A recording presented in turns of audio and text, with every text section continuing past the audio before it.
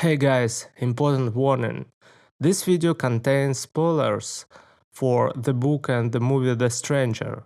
If you don't want spoilers, please read the book or watch the movie first. I recently watched a film that goes far beyond ordinary cinema. It doesn't just tell a story, it completely immerses you in the world of Albert Camus and the very essence of his absurdism. But let's take it step by step. Today I want to talk about something that has really been on my mind lately. I absolutely love French cinema. I've been watching it for many years and sincerely admire it. The French New Wave once made a real revolution in world cinema. What Godard, Truffaut, Resnais, and other great directors created still influences filmmaking all over the world. Even Hollywood borrowed a great deal from them. And today, I want to talk about François Ozon's film The Stranger. In this video, we'll analyze this picture and of course talk about one of my favorite writers, Albert Camus, a man I genuinely admire. This video is really special to me. It dives deep into topics that genuinely fascinate and move me. So let's talk about the film itself. François Ozon's The Stranger was released in 2025 and became one of the most notable literary adaptations of recent years. This is a story that brings Albert Camus' legendary novel to the screen. The film poses very serious moral and philosophical questions to the viewer and truly makes you think about the meaning of life, emotions, and a person's place in an absurd world. From the very beginning, Ozon sets the right atmosphere.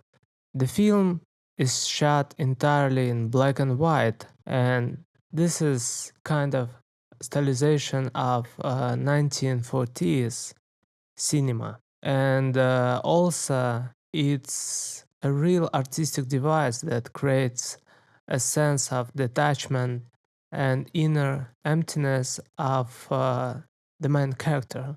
The lead role of Meursault is played by Benjamin Voisin, and it must be said that most critics and viewers agree he fits the character almost perfectly, handsome, cold, detached, with that very empty but magnetic gaze. The action takes place in Algeria in 1938. Meursault buries his mother almost without feeling any emotions. He starts a relationship with Marie, agrees to help his neighbor Raymond, and then, under the merciless sun on a beach, commits a murder. Ozon very carefully follows the plot of the book, but at the same time adds his signature sensuality, more physicality, and visual poetry. The result is one of the most beautiful and at the same time one of the coldest and most unsettling adaptations of The Stranger. Drop by my website if you love movies. I share my reviews and thoughts on films there, plus lots of other cinema articles. I read it regularly and with passion. I'd love to see you there. Albert Camus was a French writer, philosopher, journalist, and Nobel Prize laureate in literature, 1957. He is considered one of the most important thinkers of the 20th century. Albert Camus was born on November 7, 1913, into a poor family in Algeria, then a French colony. His father died in the war when Camus was less than a year old. Despite a difficult childhood, thanks to his teacher, he was able to get a good education. In 1942, his first novel, The Stranger, was published, which brought him instant fame. In the same year, he published the philosophical essay, The Myth of Sisyphus, where he formulated his main idea. The world is absurd, and a person must find the strength to live in this absurdity without illusions. Camus actively participated in the resistance during World War II and worked as a journalist. Among his most famous works are The Plague, The Rebel, and The Fall. In 1957, at the age of 44, he became one of the youngest winners of the Nobel Prize in Literature. He died on January 4, 1960 in a car accident. He was only 46 years old. For me, Camus is the stronger philosopher of his time. He was a very brave man who challenged the system. Let's recall what the story is actually about. Albert Camus wrote The Stranger in 1942. It was his debut novel, which immediately made him famous. The main character, Meursault, is a man who lives in a state of absolute honesty toward his feelings. He doesn't pretend. He doesn't cry at his mother's funeral because he doesn't feel grief at that moment. He doesn't love Marie truly because he doesn't understand what love means in the conventional sense. He is the embodiment of the absurd. The world is absurd. There is no meaning, and Meursault accepts this with a strange kind of calm. This is a classic existentialist novel about a person's rebellion against social expectations and the price of the freedom to be oneself. Ozon is one of the brightest and most original French directors of our time.